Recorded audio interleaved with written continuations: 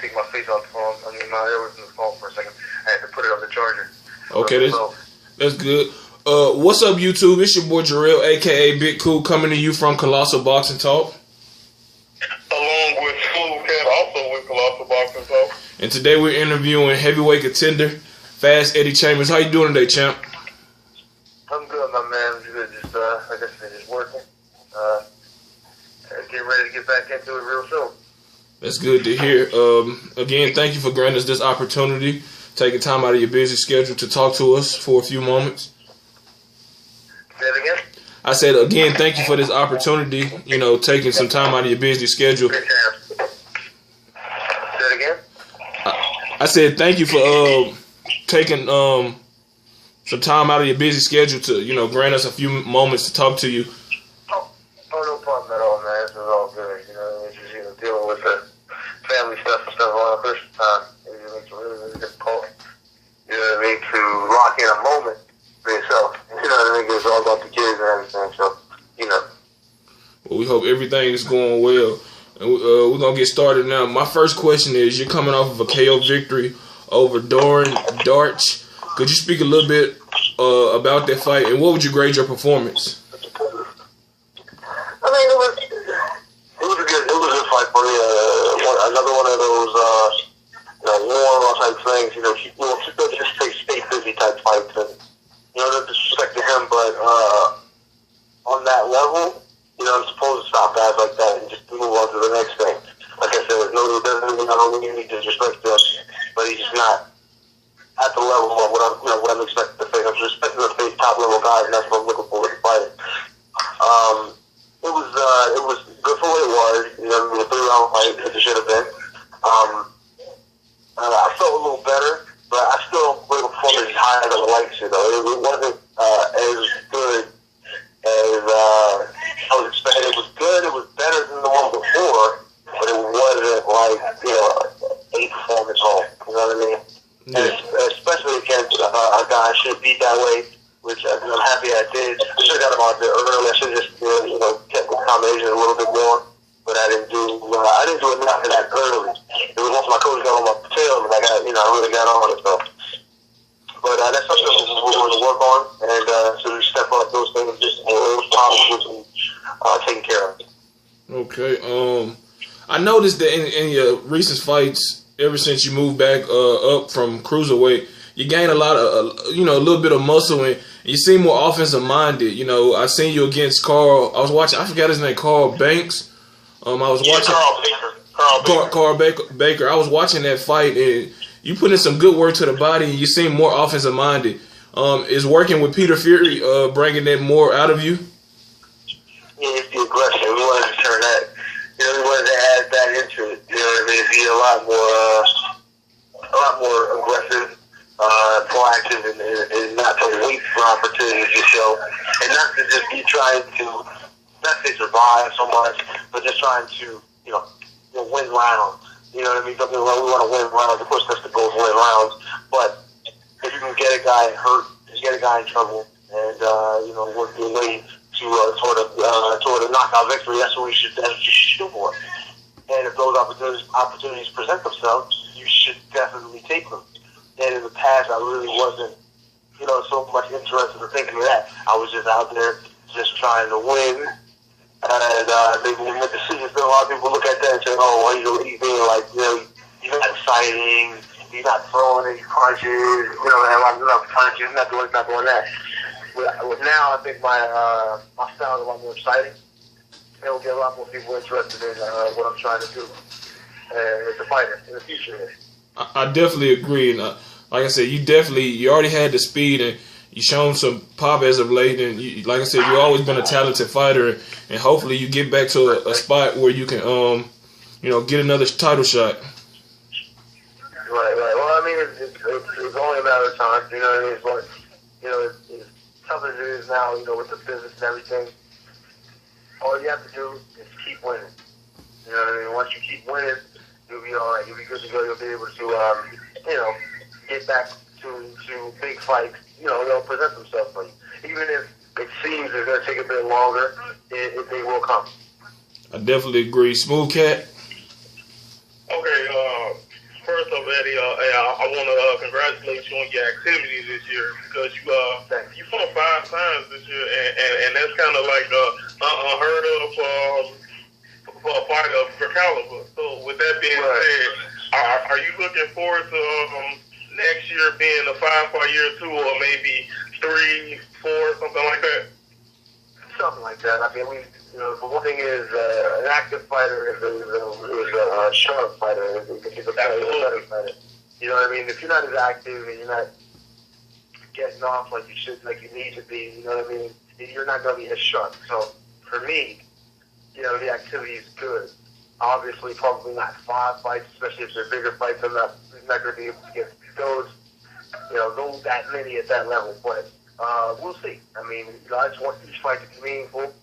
And I want to fight fairly often. So if it does, I mean, Peter's one of the best at, he's got a great team around us. So I think, without a doubt, we'll be in a position to have that kind of a year, but with the big fights, probably not going to be quite as many. Okay.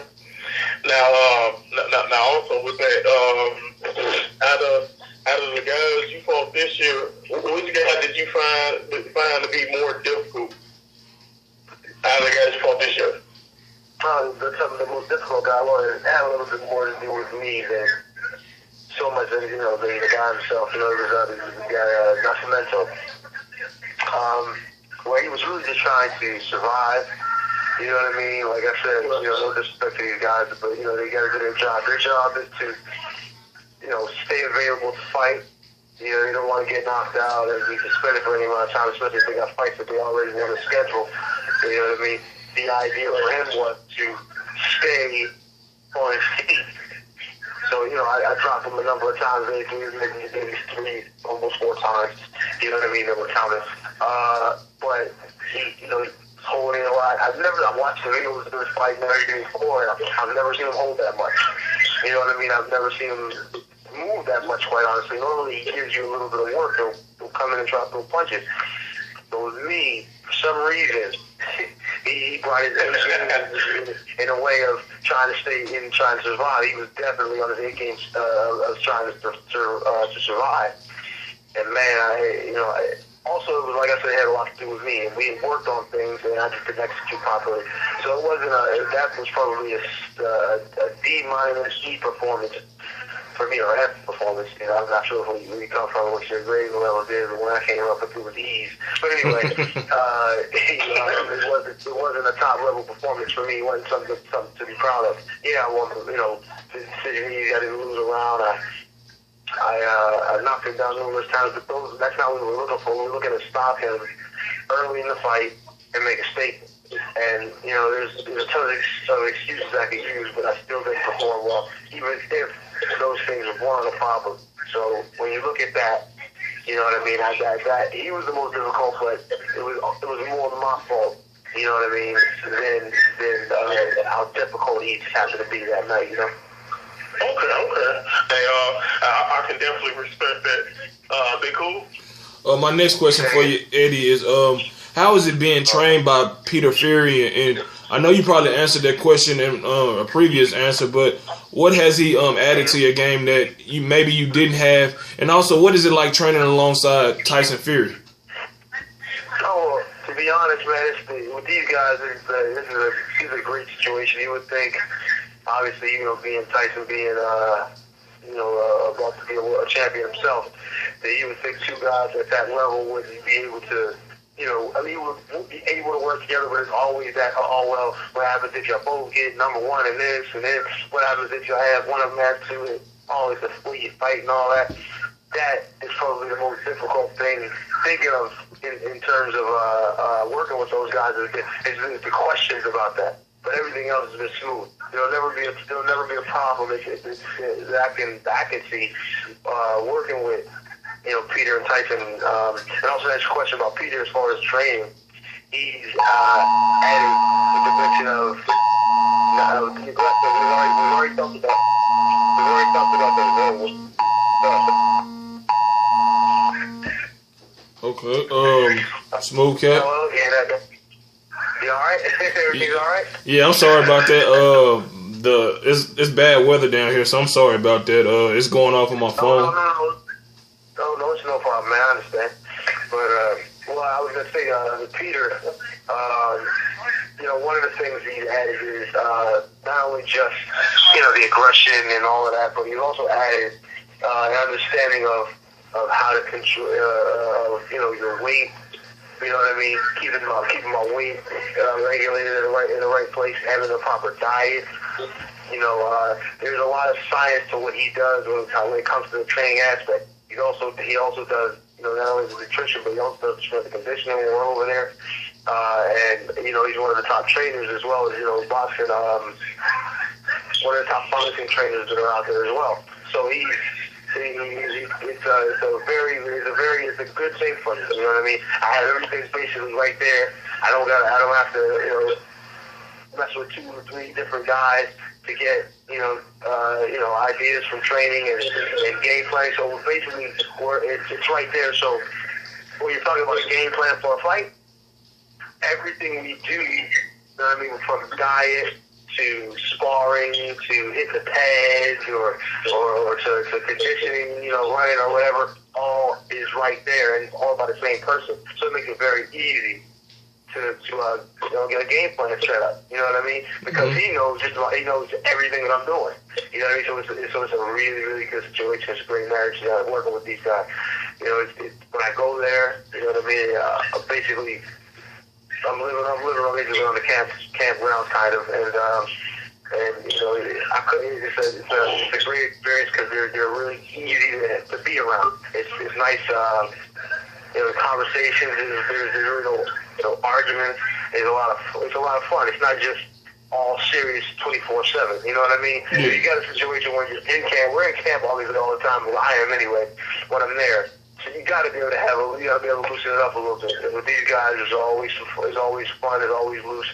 And and then when we do have our time to ourselves, we go out and do what we do. You know what I mean? And enjoy ourselves. So it's a good situation. I'm happy to be a part of it, and looking forward to grabbing one of these titles. Yeah, I definitely can tell he made a big difference as far as your nutrition and your physique, because you gained a lot of muscle and added some power. So he's definitely doing wonders for you over there, and it's good to see that you got with a trainer that's right for you. I'm sorry. It's crazy.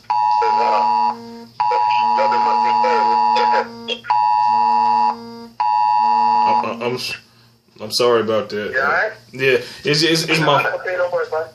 I'm so sorry. My phone is just the weather is getting a little rowdy down here, and I'm getting alerts to my phone. I don't apologize to me. I understand, man. It's the way things go. Smooth cat. Okay, now, Natty, I want to ask you this, and this will be more of your personal opinion. What fight in your career do you feel was your best overall performance, where you put everything together and things went exactly how you planned? Well, I can't say in that fight that everything went exactly, how I was planned. However, I felt like I gave the best account of myself considering the situation, and had I been completely 100% healthy, the decision would have probably went my way. And what I'm talking about is when I fought Tomas Adamic and Little Poland, I like to call it, you know what I mean, up at the Prudential Center in Newark, New Jersey. They have a great big-time Polish contingent out there, and believe me, they came out supportive. But anyway, it was that part right there really proved my versatility as a fighter and the skill level I have, and the things I was able to, of course, the things I was able to do in there. The problem with it was that I tore my bicep in the first round, my bicep tendon in the first round, so I wasn't able to use my left hand for most of the fight, almost all of the fight. So, and it really took away from me doing combinations and different things, but it really showed, what I was capable of in the ring, and that right there, I think, considering the situation, was probably my best performance. And I had probably one of the better camps I've had. Obviously now I'm having quality camps with Fury and all, but at that point, I had the very, very best camps. You know what I mean? It's always been something. That was probably the most stress-free camp I had. You know, when I was, back when I was on my own and things. So it was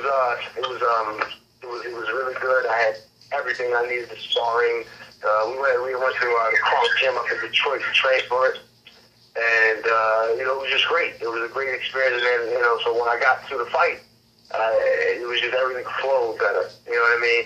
So when I got in that ring, it was without a doubt, I can make any adjustment I needed to at the time. And obviously I had to make a big one because I had no left hand at that time. So it was, that was the most fun I've had, and one of the most fun camps I've had. And it showed in the fight as well. Everything was fun. Even all the work I was learning, I enjoyed boxing at that point almost more than I ever have. So it was a great situation. And I think you won that fight, by the way. Say again? I think you won that fight, by the way, against Adamant. Oh, yeah. Well, it's one of them things, man. It's hard to win fights at someone's hometown when you know that he's, going to definitely, go get out the proper look in a decision anyway. And it's hard to do that, especially with one hand, not being able to throw the amount of punches he was throwing, even though there were certain rounds I threw as many or more punches than him, and, which wasn't very many rounds, but I landed, for the most part, almost more punches than him in almost every round. But even with that, they can't see those scores and all that. The judges, they just go on what they see round by round. So I guess that's the way that they excuse, you know what I mean? But it happens, and I understand he went out there and, especially in the last few rounds, to try to put him near 100 punches. So he was definitely trying to seal the deal that he won the fight, even if he wasn't landing. Even if he only landed 10 or 15% of his punches. Definitely agree. Smoke cat. Okay, now with that being said, now let's we gonna kind of look ahead here.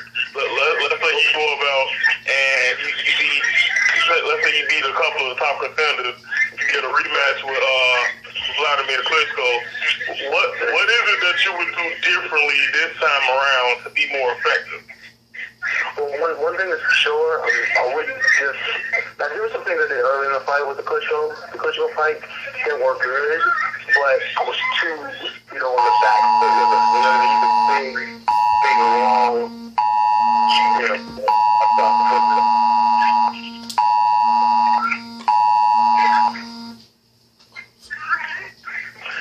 what's that? You still there? Yeah, I'm still here. Yeah. Okay. Well, the thing I think will be different now is that he's a big, long, rangy type heavyweight. You understand what I mean? So it's not like you're gonna try to beat him from distance. He's 6'6.5", 6'7", but over 8 inches of reach. And I'm 6'1" and at best with 77 inch reach. So there's certain things physically the physical advantage that I didn't have. But what I did that was good in that fight was, at the beginning of the fight, I was circling him. I was making him turn. You understand what I'm saying? And then, going under him a bit and around the side of him and, giving him angles more. This fight, obviously, if I was to fight him now, obviously I would add aggression to that and get him going backwards and just get him in a position where he's very, very uncomfortable. In the first fight, there was very few times I had him in an uncomfortable state, besides the fact that he couldn't land shots as much, and that frustrated him, however. But I couldn't land shots either. He was controlling the range, so we went. But in this particular fight, we're going to definitely try to close down that distance. We will definitely try to do that for one, and just make him feel uncomfortable and have him looking and expecting shots coming at almost every moment, and make him work a lot harder than he ever has. And this fight, and that would probably be the biggest difference. Obviously, that's a huge difference. That would be the biggest difference in the fight, and hopefully we can get the winning side. Okay. Me, honestly, like I say, I'm definitely a fan. So I would love to get another crack at him, and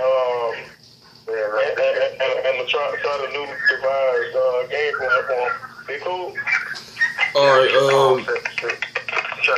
My next question. Say it again Okay, I was about to ask you my next question. Oh, go ahead. Yeah, go ahead. No problem. Sorry to interrupt you. My phone was a little up. Okay. A few weeks ago, or maybe a month or so ago, your brother Stephen Upshur posted a status, or I guess he posed it as a question on Facebook. I guess Amir Mansour supposedly called you a bum. Were you caught off guard by those comments? And is that a fight that you would like to be made for 2015? Well, look, I mean, one thing is for sure, boxing is, it's a sport. And there's certain, sometimes, especially with this social media stuff now, nowadays, which is a good thing in a way, but certain fights are made on emotion. And one thing I'm not going to do is I'm not going to get caught up in the emotion of everyday guys. I'm not saying, and Amir, he's done some good things in his career and everything, and I respect you. It's not really done. But, don't get me wrong, it would be definitely a fight that I would be interested in. But I'm looking at him as right now, he needs a fight. We both of us actually do. So I guess this is a good marriage situation as far as the matchups are concerned. But he's just looking, he's 40, he's almost 40 years old. A lot of people are looking at him as he's too old, and, they're not really willing to touch that too much. And, and then you're like, well, we really don't need, someone like that. The only thing you can do with that is look back, because there's a lot of young guys out here now, and they're like, well, if I lose to a 40-year-old man, out here, what does that say about me? Especially if, I'm supposed to be title, I have title aspirations in my mind, you know what I mean? So it just doesn't, it's not an appealing fight. It's a dangerous fight also because he got big punch.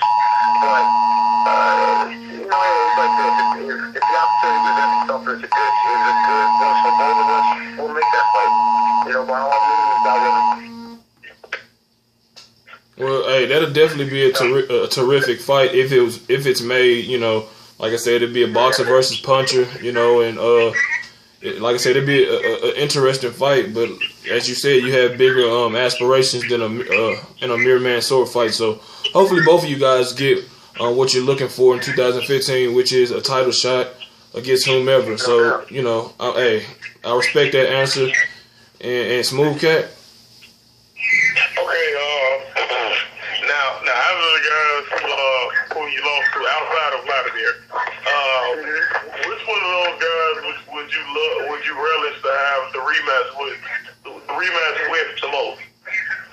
Well, perfection, I think that fight is one that I was in control early in the fight. And don't get me wrong, he fought his heart out, obviously, because he definitely needed to win that fight. And I think the way the fight was going early, he was definitely on a bad end of it. But that fight right there, being it was my first loss, it doesn't have much to do with it. Just getting back at fighters and trying to right the wrongs in the past, it's okay, you know what I mean? But it's really about where it takes you from there. From there, you learn from it, you get better, and all that. So it's, for me, Perfection is now in a position, in the title position. He had some good wins recently as well, even after his Klitschko loss. So, that's a fight, of the fights I've had in the past that I would definitely want to revisit. Looking at the rest of the guys, like, you're looking at Tomas, Tomas is not retired, you know what I mean? So, and the cruiserweight boy, Chunu, who's actually, really talented, is at cruiserweight. And for me, there's really no reason to go back down there. So, of all those fights I've had besides the Klitschko fight, I would say that Perfection's probably the most appealing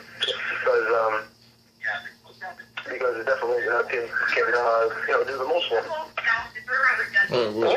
Definitely, that was a fight that I watched back then, and it was a fight you started off early strong, and for whatever reason, I guess just momentum shifts in the fight, and it just like you said, he got the decision, but that'll definitely be a good rematch, for you to try to avenge that loss. Right, and like in this situation, it would be even more about than avenging it. You know what I mean? It would just be an opportunity to get myself not only back in the top 10 or top 5 or whatever, but to have a title there in their future. Like, I don't know if I can't remember. I don't think he has this ring. No, he doesn't have a ring to the VA now. Chicago does, but.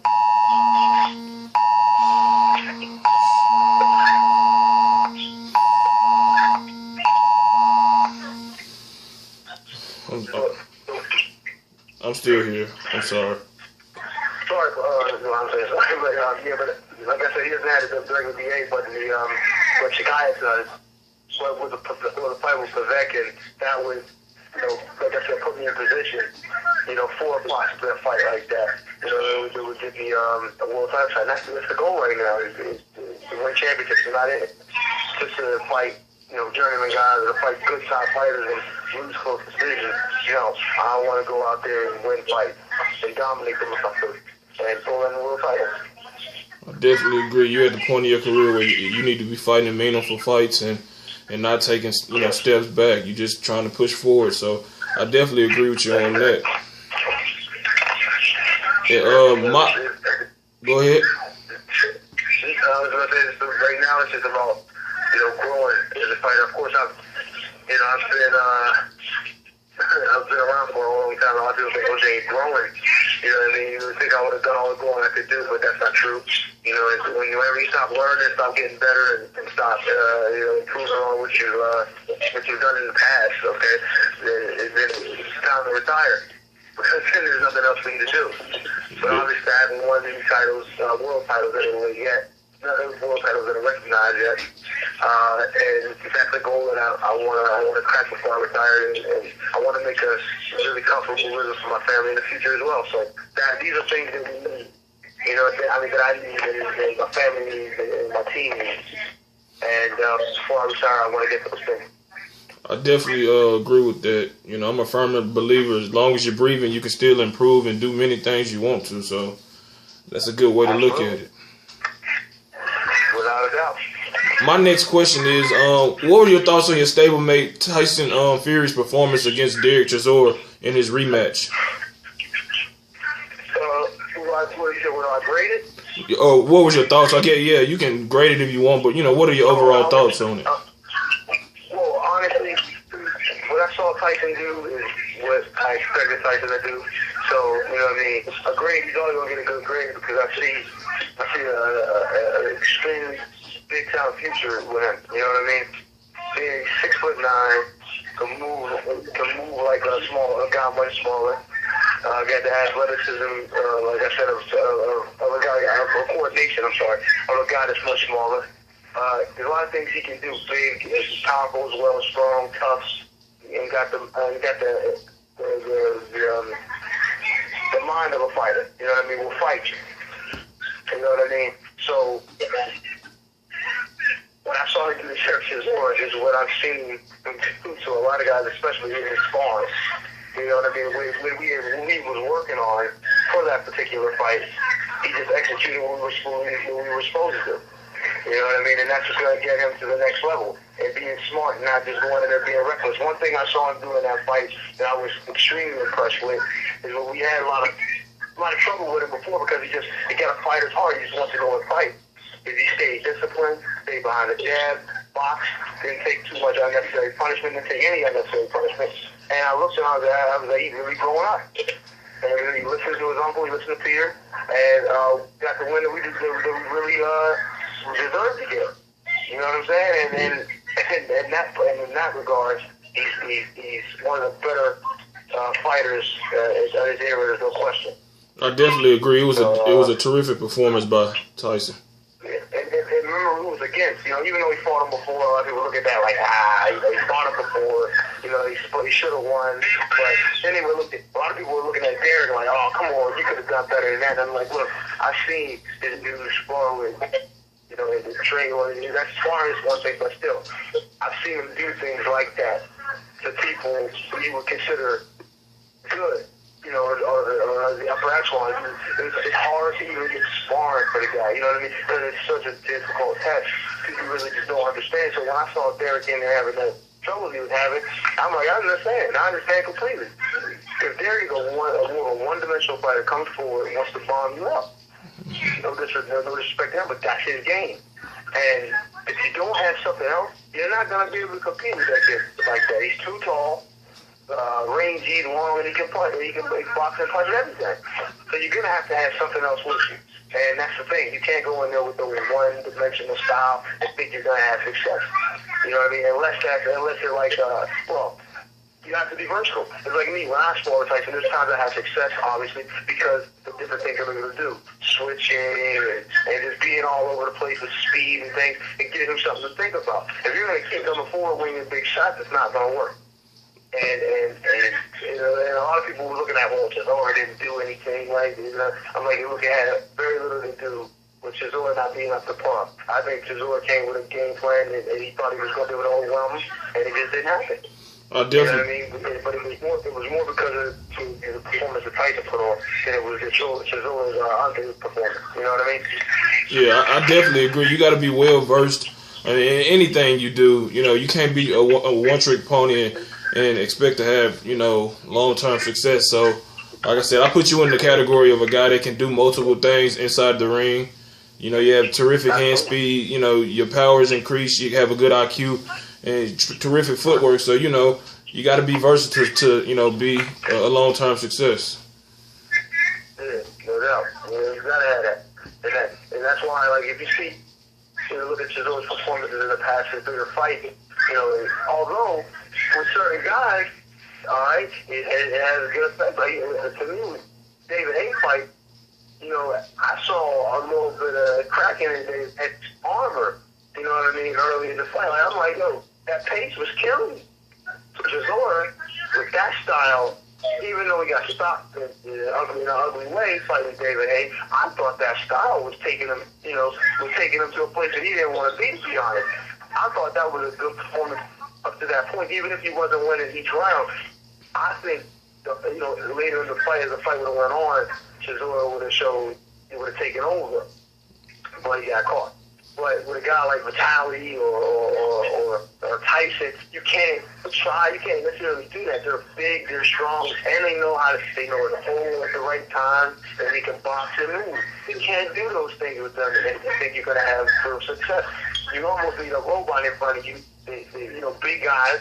Don't get me wrong, big, slow guys, they're robots. You can't have guys that are versatile like Tyson. You know what I mean? It just makes it really difficult. But especially with that one-dimensional style, they think you're going to get success, and that's just what that is. I definitely agree. Smooth Cat, we're going to wrap it up in a few minutes. Oh, okay. My last question is, next month, we got the WBC heavyweight title fight between Bermain Stavern and Deontay Wilder. What are you expecting? I mean, from your point of view, what do you think both guys need to do to be successful? Well, one thing is for sure, whoever land that big shot first, you know what I mean? That's one of those things that was, you know, both guys, you know, are good punchers. I just look at Wilder as a bit untested. Don't get me wrong, he fought Malik Scott, who I think was one of the more talented heavyweights in boxing. But he got caught with a shot, you know what I mean, or whatever. He kind of threw that out the window where he really couldn't test. You know, I think Wilder like he wanted him to be tested now before he got this opportunity. So it's really kind of hard for me to look at Deontay and say, hey, yeah, this was for real, because I really can't. I don't really have anything to base his performances off of to say, yeah, he fought this guy and did this. You know what I mean? You know, he fought a lot of guys who were past their prime, and a lot of times he fought other guys who weren't up to snuff, to be honest. And he's been down. But I mean, being knocked down doesn't always mean that you're not quality. It's just, obviously your chin is so fight position, and I think there's other things that maybe you just didn't see the shot come to. It's a flash. Okay, fine. But there's still a lot of questions to be answered by him, in my opinion. But with Stavern, his resume is better. Obviously, he fought Ariola and beat him twice. But you got to look at the other guys. I mean, his best one, I think, aside from that, was Ray Austin, which is a fight that he was having a lot of trouble with.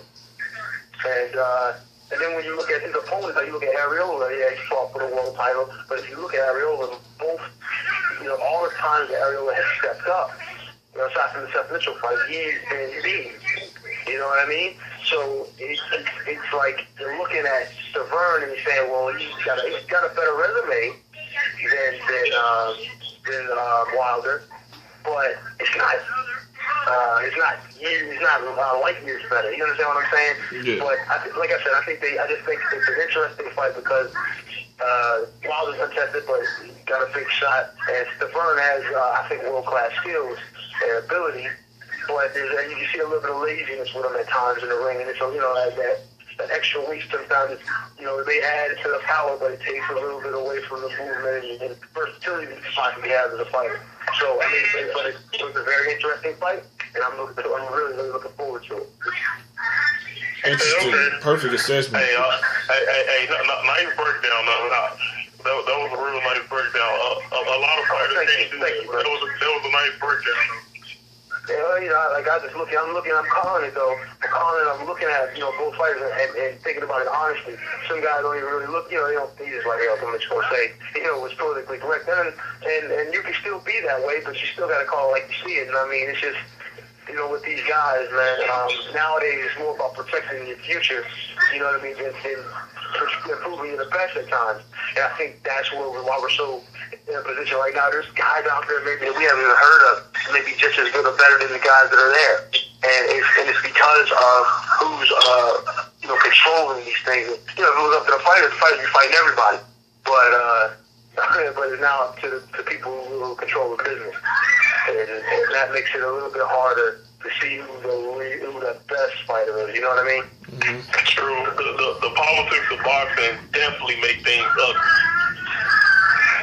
Yeah. My last question for you, Eddie, before we let you get out of here is, if you could have fought any cruiserweight or heavyweight from the past, who would it have been and why? What cruiserweight or heavyweight? I said, yeah, if you could have fought any cruiserweight or heavyweight from the past, who would it have been and why? Oh man, I would have loved to have fought at heavyweight, obviously, and fight Muhammad Ali. The reason I say that is because the event and the people that would have seen it and just being a part of that kind of history.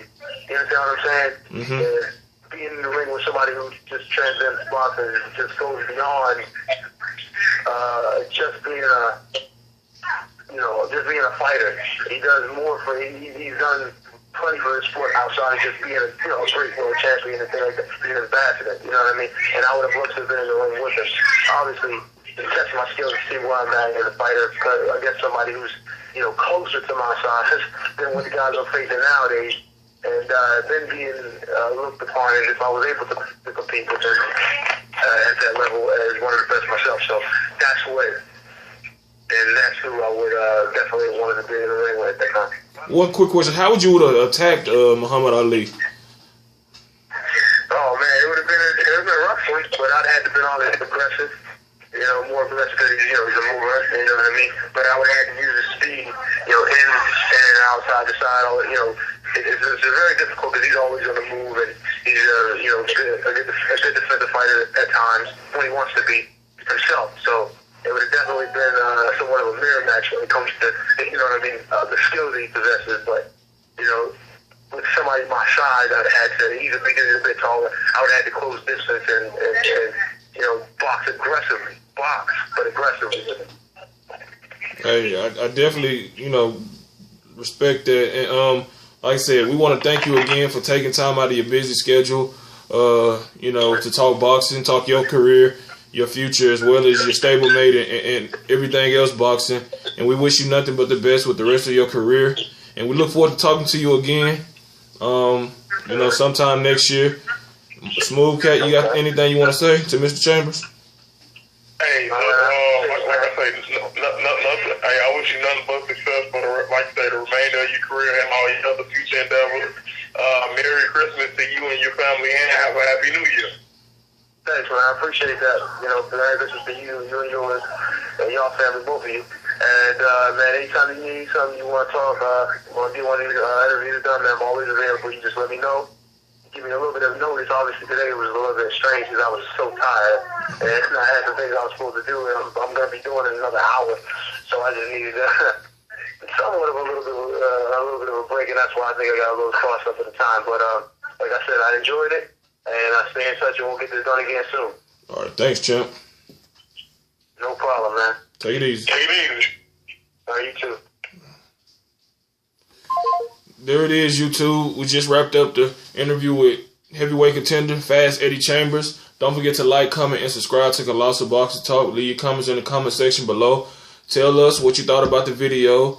And you know, give it a thumbs up, share it on Facebook, Twitter, you know, spread the word and keep supporting us. Until next time, I'm out.